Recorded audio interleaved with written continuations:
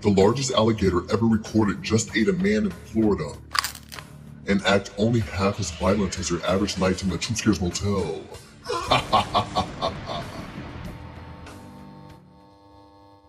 He said he fed the gators twice a day, once at noon, once at night. I didn't realize one of us would be part of the second feeding though. It all started when my family and I pulled into the Buck's Alligator Family Feast down in the Everglades. Me, my parents, and my grandparents. Everyone was so happy, man. It was honestly great at first. My family is, or I should say, was big on wildlife, and we couldn't wait to feed some gators. But everyone in my car, aside from myself, went into Buck's Alligator Family Feast to speak about reservations, use the bathroom, so on and so forth. It was in the dead of night, on some rural, swampy land. Mosquitoes the size of a basketball and air so humid you'd become moist just thinking about it. Anywho, I was on my phone watching some XXX videos in private for about 2 hours before I heard a lot of commotion coming from inside Buck's Alligator Family Feast. I heard my grandparents yelling, followed by a loud bang and silence. Then I heard my mother yell, followed by silence. Then I heard my mafioso father say, "Who the hell do you think you are? Do you have any idea who you're dealing with?" Followed by an even louder bang and silence. Me, being a teenager, I thought they were all just fooling around, doing adult stuff. Besides, I was preoccupied, so I didn't give a damn. Even when I heard faint sounds of chopping and saws going off, I still happily waited like the good boy that I was. Then, finally, 30 minutes later, the mutton chopped having whiskey-smelling, middle-aged geezer came out with 2 buckets of red slop and a big smile on his face. He greeted me. I greeted him. We got into his airboats and sailed off into the swamp. I did ask where my family was, but he said they were going to follow behind us soon with another guide. A response in which I accepted because adults always tell the truth. After we got about a mile or two in, making small talk about gator life and how people often go missing in these parts, one bucket of slop, overflowing with red chunkiness, spilt a bit on the airboat floor.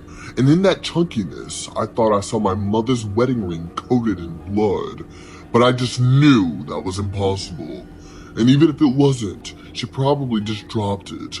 My parents were nearing divorce anyway, so I figured it wouldn't matter. We stopped in the middle of the swamp not long after, surrounded by murky water, mossy trees, and all kinds of ominous sounds. The tour guide told me to be very quiet as we waited on something.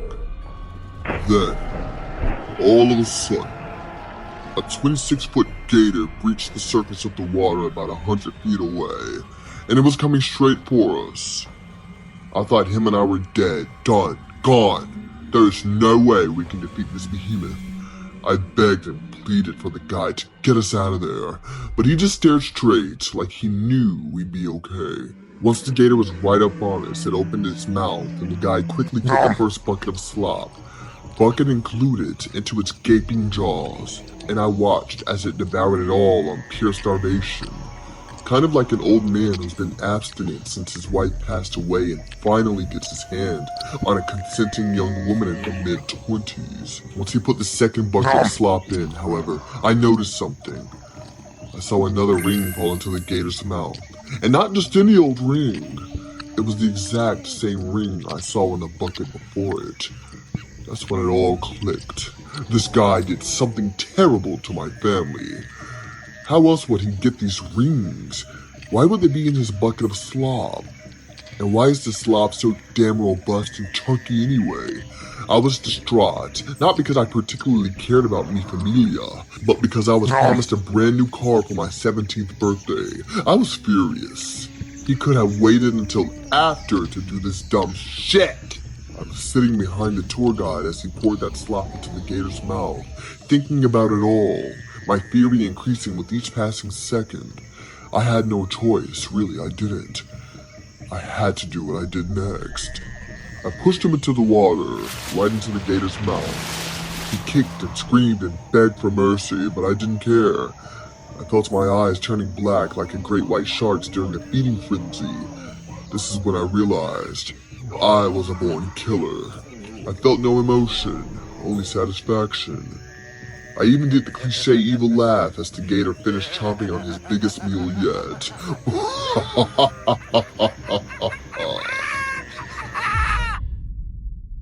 I sat on the airboat under the night sky and moss trees for about 10 minutes, thinking about it all, and how to proceed from this point moving forward. That's when I heard another airboat slowly making its way to my position. I slowly looked back and saw my entire family coming toward me with smiles on their faces. I was confused, bamboozled, perplexed.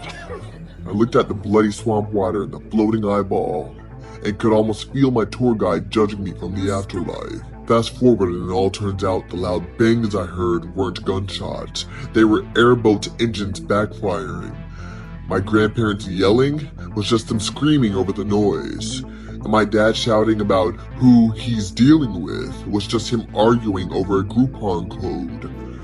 As for the wedding rings I thought I saw in the bucket, yeah, apparently Buck beats the alligators lost and found junk from the dock, sunglasses, watches, jewelry, even a few gold-plated souvenir rings shaped like gator heads.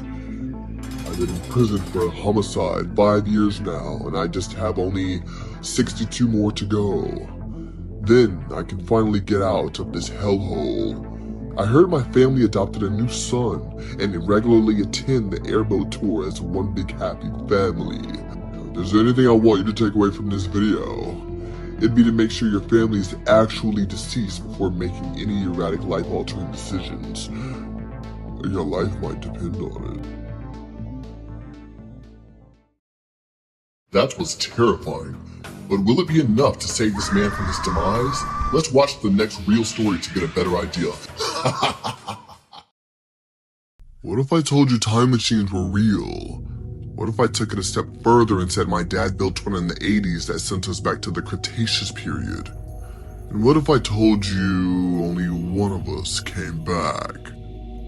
Well, that's exactly what the hell happened in the winter of 1985. Me and my crazy father spent my entire childhood up until I was about 15, living in a one-bedroom apartment.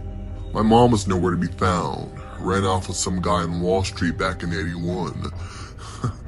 Can't say I blame her. My dad didn't care about anyone or anything except this damn time machine. But, to his credit, one evening while I was eating my rye bread and drinking my water, my dad came bursting into the room saying he finally did it. I didn't even ask, I already knew. And off we went, into a chromed out cylinder of some sort.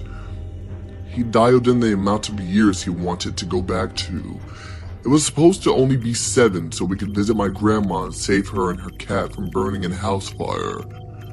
But he has Tourette's, meaning his body makes involuntary movements sometimes. So he put an extra 7 numbers behind it, zapping us both back to the late Cretaceous period. As soon as we zapped back 78 million years, we had trouble breathing.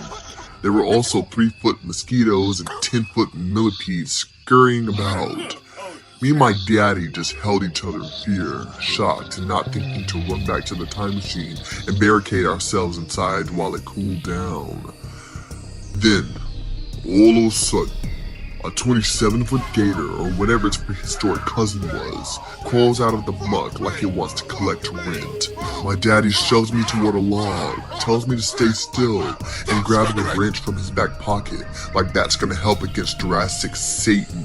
I close my eyes, and I hear thrashing, screaming, one final splash.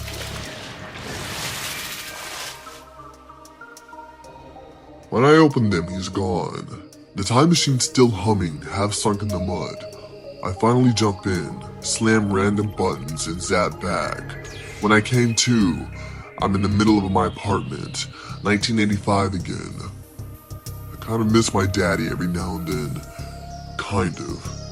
The weird thing is, every time I go near swamp water now, the gators stop moving, like they're waiting, like they remember me. If there's anything I want you to take away from this video, it'd be to run away from home if you have an unloving mother and a lunatic father. Your life might depend on it.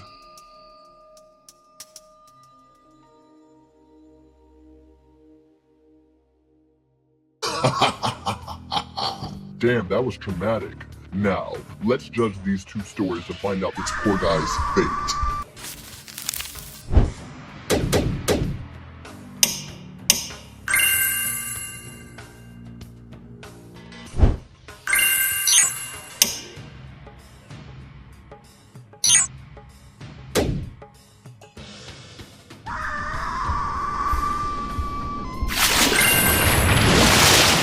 Lucky bastard. Maybe next time. The True Scares Motel will claim a new victim. I can feel it in my bones.